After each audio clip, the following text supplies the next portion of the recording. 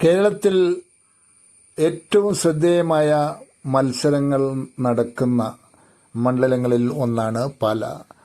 പാലയിൽ ഒരു ത്രികോണ മത്സരമാണ് നടക്കുന്നത്. അതിശക്തമായ ത്രികോണ മത്സരം എന്ന് പറയാൻ ആവില്ലെങ്കിലും നല്ല ഒരു ത്രികോണ മത്സരം നടക്കുന്ന മണ്ഡലം തന്നെയാണ് പാല.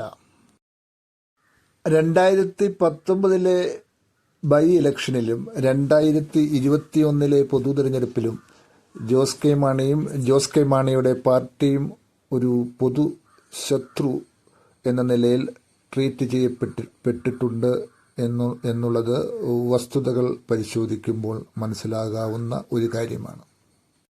എന്നാൽ ഇത്തവണ സാഹചര്യങ്ങൾ മാറി പാലയിൽ ജോസ് കെ മാണി ജയിക്കും.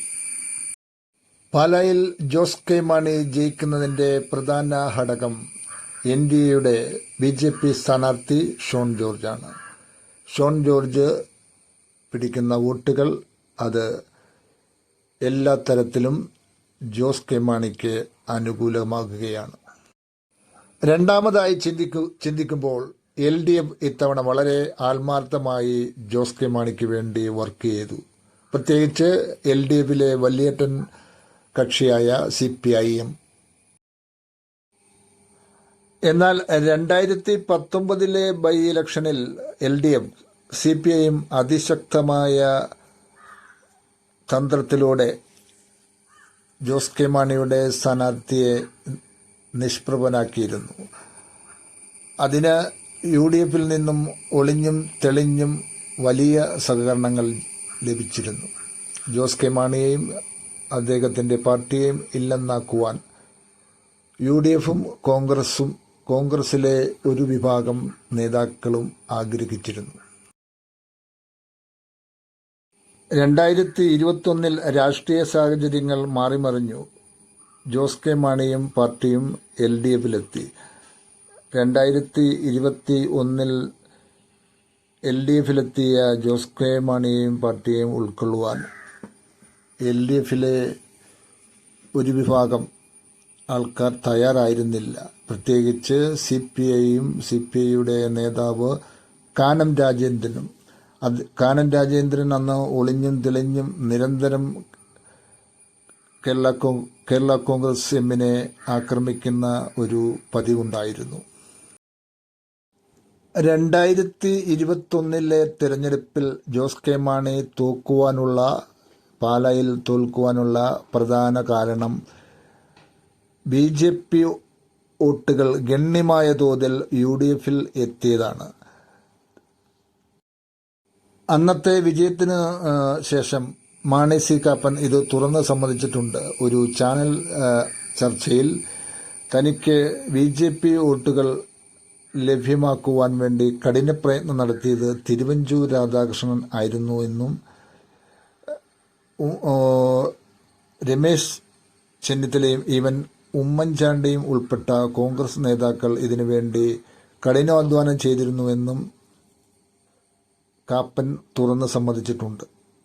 ഒരു പൊതുശത്രുവാക്കപ്പെട്ട ജോസ് കെ മാണിക്ക് 2021 തന്നെ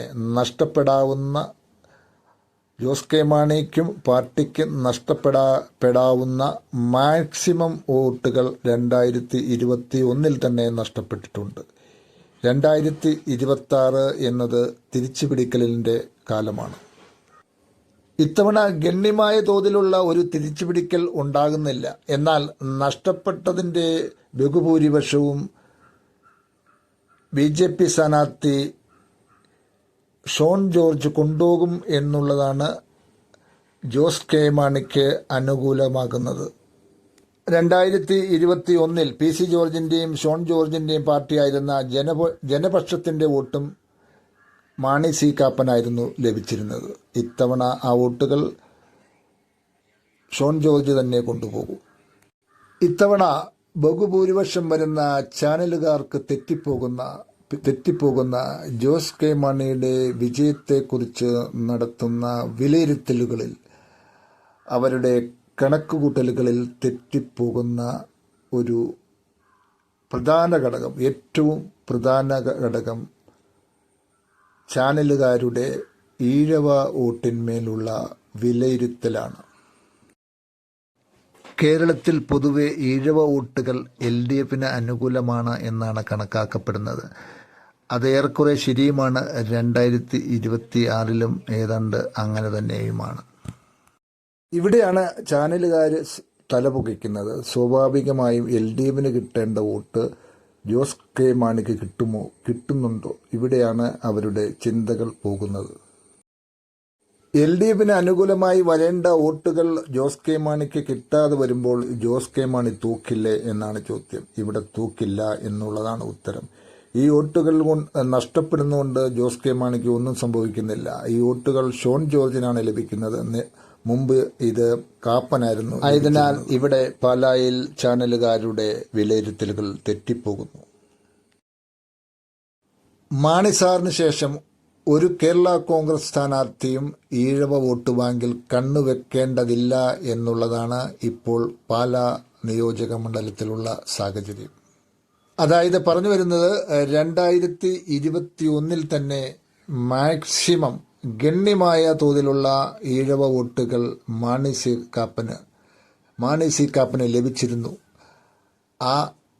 ആ വോട്ടുകൾ ഇത്തവണ ഷോൺ ജോർജിന് ലഭിക്കുന്നു. അതുകൊണ്ട് ജോസ് കെ മാണിക്ക് ഇവിടെ യാതൊരുവിധ നഷ്ടങ്ങളും ഉണ്ടാകുന്നില്ല. കിട്ടുന്ന വോട്ടുകൾ ബോണസുകൾ മാത്രമാണ്. നായർ സമുദായത്തിൻ്റെ വോട്ടുകളും ഇങ്ങനെ തന്നെയാണ്. ഇതൊക്കെ മനസ്സിലാക്കണമെങ്കിൽ AC മുറികളിൽ ഇരുന്ന് ചാനൽ ചർച്ചകൾ നടത്തിയാൽ പോരാ. മണ്ഡലത്തിലെ ഗ്രാമീണ മേഖലകളിലൂടെ നടന്നു തന്നെ സഞ്ചരിക്കുകയും മനസ്സിലാക്കുകയും ചെയ്യണം. ഇത്തവണത്തെ LDFന്റെ ഇലക്ഷൻ പ്രചരണത്തിൽ ജോസ് കെ മാണിയുടെ ദീർഘവീക്ഷണത്തിൽ വന്ന പാലാ IIT, കോട്ടയം IIT പാലായിലാണ്. ഈ IITയെക്കുറിച്ച് നല്ല രീതിയിലുള്ള ഒരു ഹൈലൈറ്റ് കൊണ്ടുവരികയും അത് യുവജനങ്ങളിൽ നല്ല മതിപ്പ് ഉളവാക്കുകയും ചെയ്തിട്ടുണ്ട്. 2019 ബൈ ഇലക്ഷനിൽ അന്ന് എതിർചേരിയിലായിരുന്ന LDF ജോസ് കെ മാണിയുടെ ഈ നേട്ടത്തെ നിസാരവൽക്കരിച്ചിരുന്നു. 2021 ജോസ് കെ മാണിയും പാർട്ടിയും LDFൽ എത്തിയ വർഷം, ആ വർഷത്തെ തെരഞ്ഞെടുപ്പിൽ ഈ IIITയെക്കുറിച്ച് LDF കാര്യമായ ഒരു പ്രചരണ പരിപാടിയോ അതിനെ ഹൈലൈറ്റ് ചെയ്യുന്ന ഒരു പരിപാടിയോ നടത്തിയിരുന്നില്ല, പ്രചരണങ്ങൾ ഒന്നും നടത്തിയിരുന്നില്ല. എന്നാൽ ഇത്തവണ 2026 IIITയെക്കുറിച്ച് നല്ല രീതിയിലുള്ള ഒരു ക്യാമ്പയിനും നല്ല രീതിയിലുള്ള ഒരു പ്രചരണവും നടത്തിയിട്ടുണ്ട്. അത് LDFനും ജോസ് കെ മാണിക്കും ഗുണകരമായിട്ടുണ്ട്. ചുരുക്കി പറഞ്ഞാൽ ഇത്തവണ പല കോണുകളിൽ നിന്നും ജോസ് കെ മാണിക്ക് അധിക വോട്ടുകൾ ലഭിക്കുകയും കഴിഞ്ഞ തവണ ലഭിക്കാതെ പോയ വോട്ടുകൾ ഗണ്യമായ രീതിയിൽ ഷോൺ ജോർജിൻ്റെ പെട്ടിയിൽ വീഴുകയും ചെയ്യുന്ന ഒരു സാഹചര്യമാണ്. ആയതിനാൽ ഇത്തവണ പാലായിൽ നിന്ന് ജയിക്കുന്നത് ജോസ് കെ മാണിയായിരിക്കും.